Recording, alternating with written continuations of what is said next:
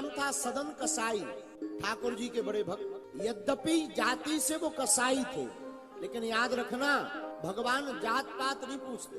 भगवान अगर जात पात देखकर मिलते होते तो सबरी को कभी नहीं मिलते। तो लोग कहेंगे महाराज भगवान जाति देखकर नहीं तो रूप देखकर मिलते होंगे।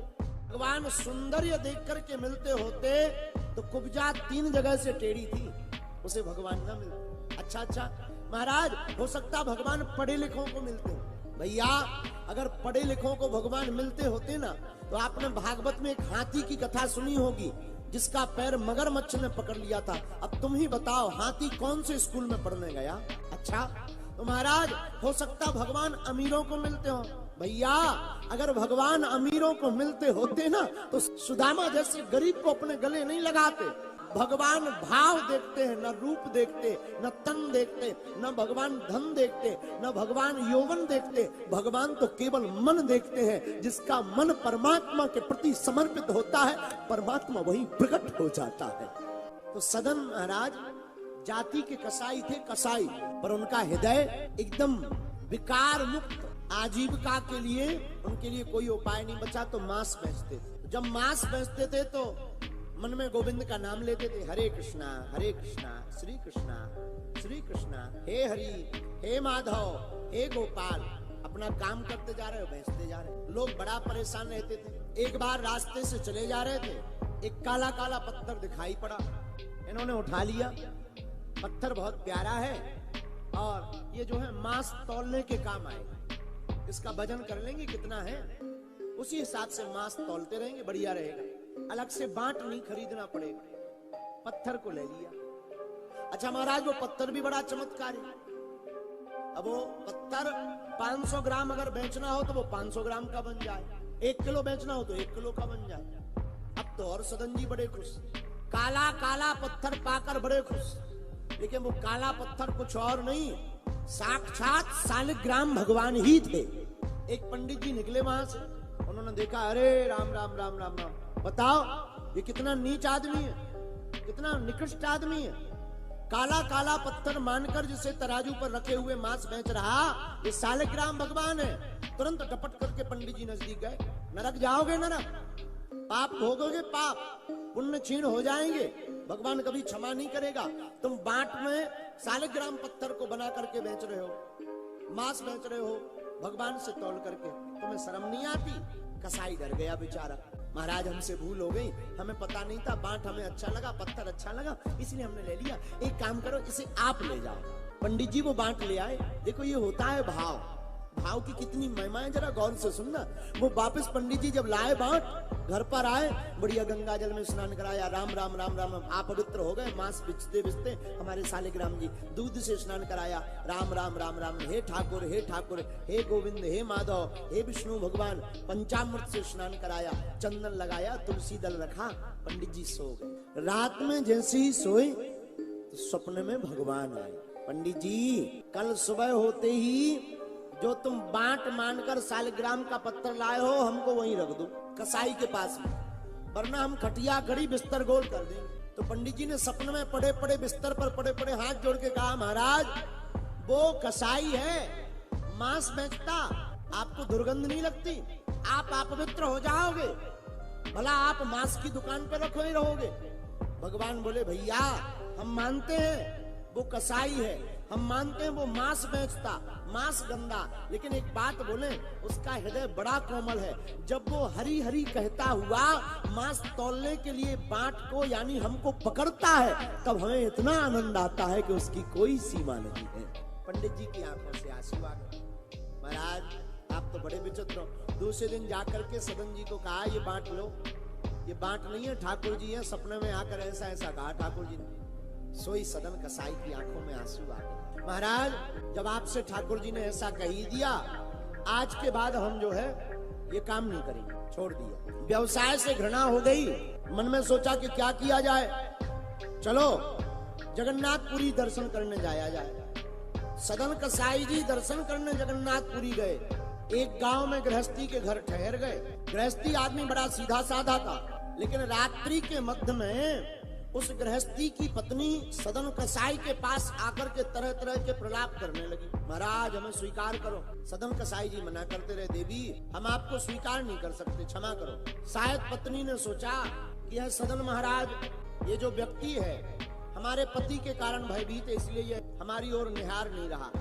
उसने तुरंत एक छुरी उठाई और अपने पति का गला काट दिया, पति को मार दिया। लो अब भयभीत मत हो, पति भी मर गया, अब तो हमें स्वीकार करो। सदन कसाई बोले, देवी हम आपको स्वीकार नहीं कर सकते, चाहे जो हो जाए।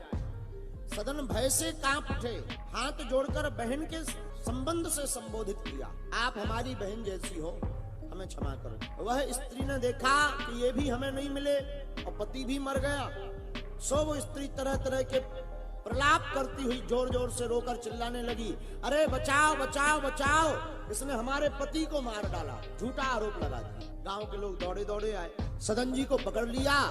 सुबह जब हुई तो राजा के पास जाकर के खड़ा कर दिया, महाराज ये अत्याचारी है, गलत दृष्टि से इसने स्त्री की तरफ देखा और स्त्री के पति को मार डाला। सदन जी तो पूरी बात बताते रहे, पर कौन सुनने वाला। अंततो गत्वा राजा ने इनके दोनों हाथ कटवा दिए, दर्द से कह रहे थे। सदन जी ने कुछ नहीं कहा। इन्होंने सोचा चलो भगवान की बड़ी कृपा, कम से कम मृत्यु दंड नहीं मिला, फिर भी जगन्नाथपुरी जाना नहीं छोड़े। इतने भक्त फिर भी हरी हरी हरी हरी, दोनों हाथ कट गए, घाव बन गया, कपड़ा बांध लिया और जगन्नाथपुरी चले गए। रास्ते में जगन्नाथपुरी के पहुंचे ही थे, भगवान ने अपने पुजारियों को, जगन्नाथपुरी के पंडों को आज्ञा दी, सुनो हमारा परम भक्त सदन कसाई आ रहा है, उसका पालकी ले जाकर के स्वागत करो। सोई साहब पंडा पालकी लेकर के गांव के बाहर तक, जगन्नाथपुरी के बाहर तक पहुंच गए। महाराज ये पालकी स्वीकार करो। सदन कसाई बोले, भैया आपको कैसे पता हमारे बारे में? पूरी बात बताई कि सब जगन्नाथ भगवान ने बतला दी है। अब तो सदन कसाई बड़ा विचित्र स्थिति में, भगवान अगर सब जानते हैं तो हमारे हाथ क्यों कटवा दिए, आरोप क्यों लगवा दिया? कोई बात नहीं, दर्शन करते हैं। पालकी पर बैठ करके सदन कसाई जगन्नाथ भगवान के मंदिर में गए। मंदिर में जाकर प्रणाम किया और आज दोनों हाथ उठा करके भगवान को आलिंगन करना था, चरणों से लिपटना था, पर दोनों हाथ है नहीं, तो मन ही मन में कल्पना करके जैसे ही दोनों हाथ उठाए, पर धन्य है भगवान, संकट मिटाने वाले भगवान श्री जगन्नाथ ठाकुर जी, जैसे ही दोनों बाहों को ऐसा किया, तत्क्षण कटे हुए हाथ उनके प्रकट हो गए और ज्यों के त्यों हो गए। आंखों में आंसू भरकर धन्य हो जगन्नाथ प्रभु, धन्य हो धन्य हो धन्य हो धन्य हो कह करके स्तुति करने लगे। लेकिन जगन्नाथ भगवान के सामने हाथ जोड़कर सदन कसाई कहने लगा, महाराज आपकी कृपा हो गई, हम तो ठीक हो गए, लेकिन हमारे मन में एक शंका है कि आपने हमारे हाथ क्यों कटवाए? भगवान बोले, भैया ये तुम्हारा इस जन्म का नहीं है, पूर्व जन्म का है। महाराज पूर्व जन्म का क्या है? सदन कसाई जी आप पूर्व जन्म में काशी के एक विद्वान ब्राह्मण थे, लेकिन एक दिन एक कसाई गाय को घेर कर मारना चाह रहा था, गाय भाग रही थी, आप कोने पर खड़े थे, कसाई ने आवाज लगाई, ओ पंडित जी जरा गाय को पकड़ लो, तो तुमने अपने दोनों हाथों से गोफा लगा करके गाय को पकड़ लिया था, और गाय को पकड़ा तो वो कसाई ने गाय ले जा करके काट डाली, और जब कसाई ने गाय को काटा तो दूसरे जन्म में वही तुम्हें भोगना पड़ा। बोले क्या महाराज?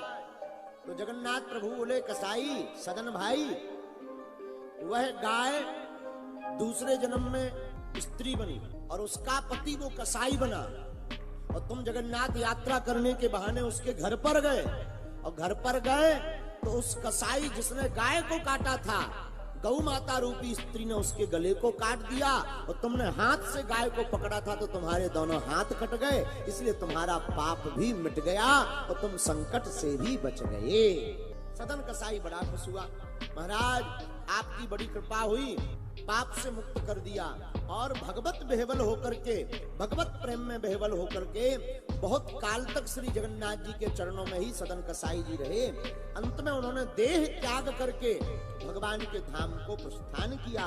मेरे प्रिय साधको, हम तुमसे यही कहना चाहते, भगवान के भक्त होने का मतलब ये नहीं है कि संकट नहीं आएंगे, संकट तो आएंगे, पर जो भगवान हनुमान जी का भक्त हो जाएगा उसके अंदर संकटों से लड़ने की क्षमता 4 गुनी आ जाएगी। जाएगी, वह संकटों से मुक्त हो जाएगा।